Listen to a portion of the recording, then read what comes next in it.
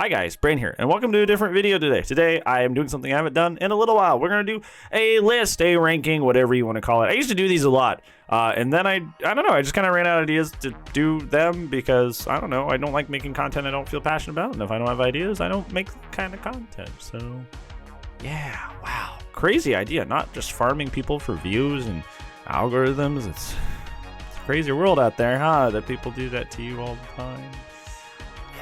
Anyways, well, I have an idea for one, so I want to do one. I want to do top 5 good changes to DBD. Changes that have happened in the last year or two that I thoroughly enjoy, things that have actually made me enjoy the game a lot more, because there was a lot of things that used to exist in the game that were kind of just flat out incredibly painful and made the game very, very miserable to play, but those things have since been removed or changed. So I kind of want to cover the big changes that I have thoroughly liked in DBD's past 2 years that I've been like, heck yeah, the game is more fun because those changes were made to the video game. So first, I cannot stress this enough. The key nerf that happened way back when,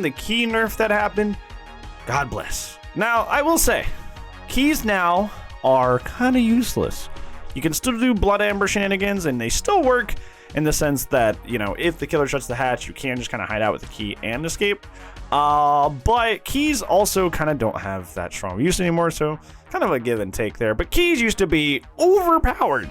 Essentially what you could do is hatch now only spawns when the last survivor is around.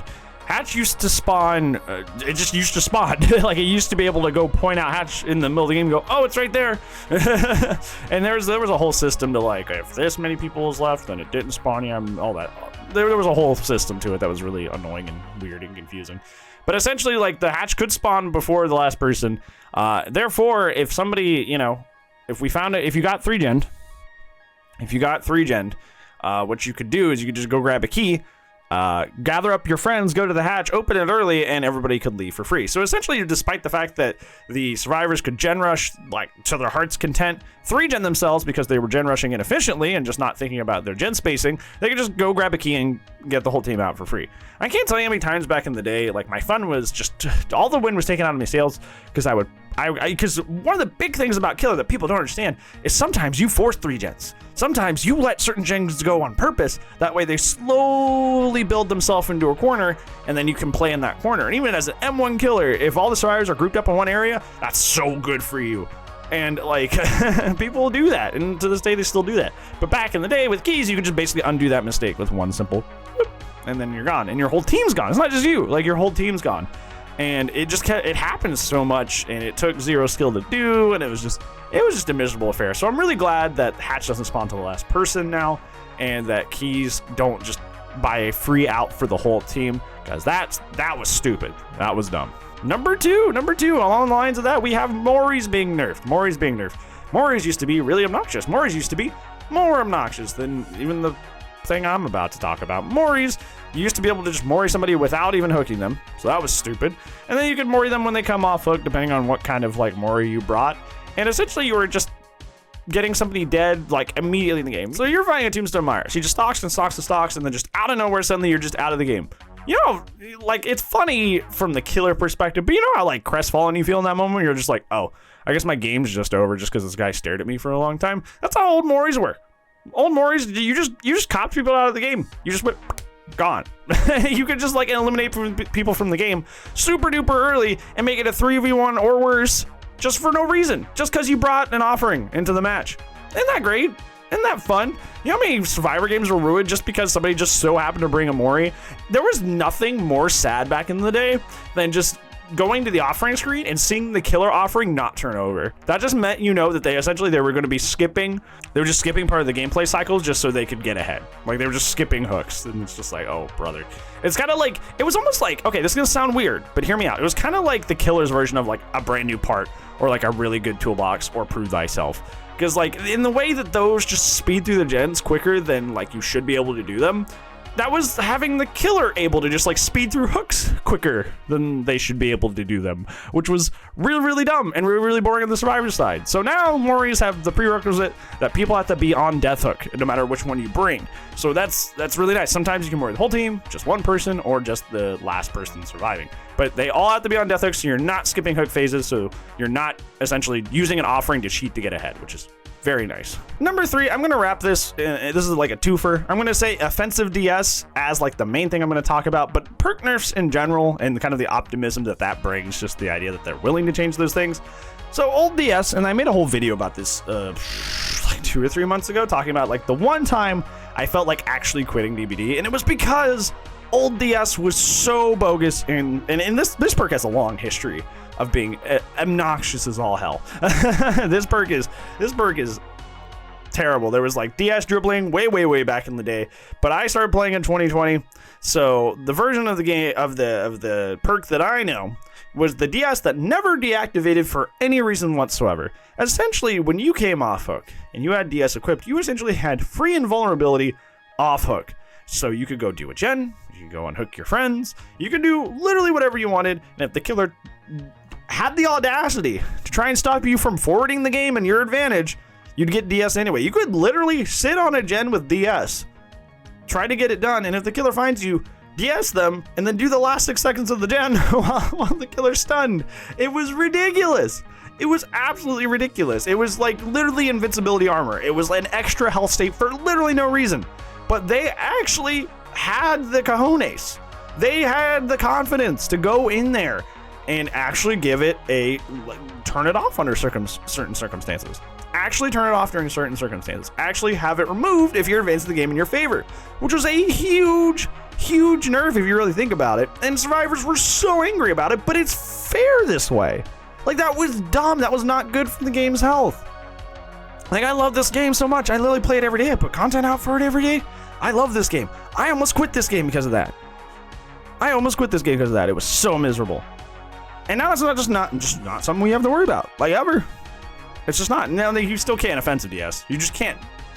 You can't do anything else. The way you advance the game using offensive DS now is by like running into a locker, forcing the DS, right? And you can still do stuff with that, but it's not nearly to the severity that it used to. And I want to cover the second part of this is like the fact that they're willing to go, hey, is this perk actually making the game really unfun for people? Is this perk actually creating a worse experience for most of the players in the game? Yes, then we are going to be willing to change that. And that mentality, just seeing that mentality, I'm like, thank God. You know, like, it seemed for so long they just kind of just like would throw stuff out in the ether and just kind of go, yeah, whatever, hash it out, boys. But the fact that they literally went back in there, made sure that this was fair, it's just so nice. And just having that mentality that they will change things, or are willing at the very least to change things that are annoying, broken, or unfair in terms of perks, just thank goodness. It gives me hope. Okay, number 4, reworking killer powers. Now, there was a long time in this game where it seemed like certain killers were never, ever going to see the limelight. Like, essentially, they were bad, and they're going to be bad forever. That was it. Like, if Clown was just bad, Clown was just bad. If Legion was bad, Legion was just bad. And over the past couple years, they have put a lot of effort into reworking killers to actually be more fun and be more fair. Clown has a movement ability that's been added in the past 2 years. Billy got a bad rework. They nerfed him for no reason, so that's an oof. Okay, well, Bubba got buffed. He used to be not very good basically at all unless he face camped, which is why people still face camp with him a lot, is because it's back from those old days. Now he can actually chase and use his chainsaw to do cool things and extend and all this wonderful stuff. Legion, of course, is the newest kid on the block. Now Legion is able to actually down people with his power, but not in an annoying way like when he first released. Now it's like duly earned and takes a lot of effort, and it's still super cool and super fun. You got base fatigue added, so you don't have to run a bunch of add-ons just to be able to chase normally and use your power in a normal chase. But also they've been willing to draw killers back and nerf killers back that are in spots where something's unfair, something's broken, something's like working in a bad way against the survivors. I remember when Pyramid Head first came out, Pyramid Head could actually see the people he caged. Like, you know how when you hook somebody as killer, you can see him on hook. He used to be able to see people in the cage. And they went back and removed that because essentially what he was doing is just using it to power tunnel people, because you can't DS somebody because cages don't count as hooks. So he became the power tunneling killer for a long time. But they nerfed that. So it's just like they make adjustments to killers that are too strong, and then they're buffing weaker killers. And over the past years, I feel like they've been slowly trying to consolidate the killer powers, which I do appreciate. Like, they nerfed Spirit. Spirit was horrible. Spirit was horrible. Spirit literally could win by standing still. Spirit could literally win by standing still. You imagine? Spirit could literally win by standing still. You imagine that? but they nerfed her because they had the confidence, had the cojones to say, this is the way the character's been for a really long time. We worked really hard on that character, but that's not fair. That needs to go. And that's a hard thing to do, to admit when you're wrong, admit when something needs to be changed. And they have been. So they've been buffing weaker killers and nerfing killers that have stuff that they shouldn't have over these past 2 years. And it's been a good thing to see. It's been nice to see those things happen. But please remove Billy's overheat, or else. Now, number 5, this is probably one of the most recent ones, and this one is kind of, the jury's still out on it, but it's a good sign, so I still want to talk about it, and I still want to talk about it. I want to talk about the Haddonfield change. Haddonfield infamously used to be top 3 survivor maps in the game. It was an extraordinarily strong survivor map because not only did you have good loops and House of Pain, you also had several houses around the map, which served to even have god windows that were unable to be looped properly unless you were an M2 killer that could do something to circumvent long loops. If you were an M1 killer, good luck. And that's not even considering the fact of people bringing stuff like Balanced Landing and be able to manipulate the long death, the Great Wall of Haddonfield, the big long fences. Essentially, that map was a nightmare to play on Survivor. Or essentially, that map was a nightmare to play on Killer. Think of like Badham Preschool, except like a little worse. Think like Badham Preschool, but a little worse. A little worse. But they actually went in and they reworked Haddonfield and they remade it. Now, most of the map remakes I have not been a fan of. They removed the style of the maps. The maps are just kind of like generic backgrounds now. They're not really oozing with style anymore. And in terms of like balancing, like they changed Blood Lodge to be more fair, but for the most part, they kind of left the maps the exact same way as when they had done them before, without much balance changes. I'm looking at you, Fractured Cowshed. You're still just as annoying. And they just didn't do too much with them. They just kind of just added a bunch of junk, added a bunch of like random obstacles throughout the map, and updated the graphics, and for the most part, they're the same. But Haddonfield, they completely overhauled the entire map. They didn't just rework it, add a bunch of junk, update the graphics. This is an actual map rework. They actually changed the entire, it's an overhaul. They changed everything. There's only like 3 or 4 houses now. The houses are really, really strong still, but there's a lot of dead zones in between the houses. So it's not like it's just infinite loops and it's super bad for the killer. There's no big fences anymore. There's breaks in the hedges, so you're not going to get people that are screwing you over by running a long fence. The map is really small now. It used to be kind of a longish map, but now the map's really small, so it benefits killer in the fact that you don't have to travel as far.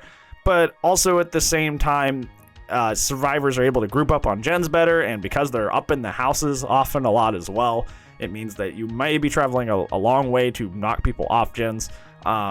Especially if you get like, there's that one house that spawns on the backside that has a possibility to spawn 3 windows on the first floor, none of which can be mind gamed. Like, I was playing that as Bubba the other day. Oh, that was pain. That was absolute pain. But essentially, TLDR, the map, it functions in this way that like the survivor resources that are there are strong, but they're more spaced out.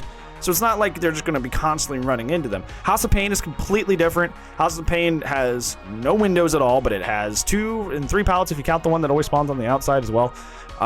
So you do have resources, and you have a lot of good stuff to mess with House of Pain still. It's just not as broken as it used to be. And I think the big thing that I'm trying to lead to here is that it's weirdly kind of balanced. It's strong for both sides at the same time. And that's good design. If a map is good for both sides, that means both people are having fun on both sides. You may be saucing on a killer on that one house that I just mentioned where you're vaulting through the 3 windows that are all safe, getting multiple loops, and you buy your team like 2 gens, and you're like, hell yeah. But there's also situations where you'll drop a pallet, stun the killer, run, and then you're like, oh crap, I'm in a dead zone because I didn't make it to anything, and the killer gets you, which is fine. You're not meant to always win and always have resources. That's not how asymmetry works. That's not how the game works. You're not always supposed to be able to just have constant stuff. Use a Gideon map offering if you want that. Okay, 26 pallets, go for it. They already made that map. But this map actually seems pretty balanced. And if they're willing, when they go back and do their map remakes, to actually like take balance into account and make the maps as beautiful as Haddonfield and make them strong for both sides and fun for both sides, like, that is an incredible design decision. That is really good, and I hope they stick with that as they move forward through the rest of their map remakes, because New Haddonfield, I used to call it Had No Fun. Now I call it Had Some Fun, because I'm like, no matter what side I get on, I'm like, this isn't gonna be a bad match. I don't fear going to this map anymore on either side. I don't fear going to this map anymore. And it's really nice. And that is 5 things that I like that was changed about DBD in the past couple of years. Do you agree with any of these? What are some of your favorite changes? Let me know. We will discuss it down in the comments below. But other than that, I have nothing else for you. But I do upload daily. So I'll see you tomorrow, friendos. And if I don't, I'll see you when I see you, friends. Goodbye.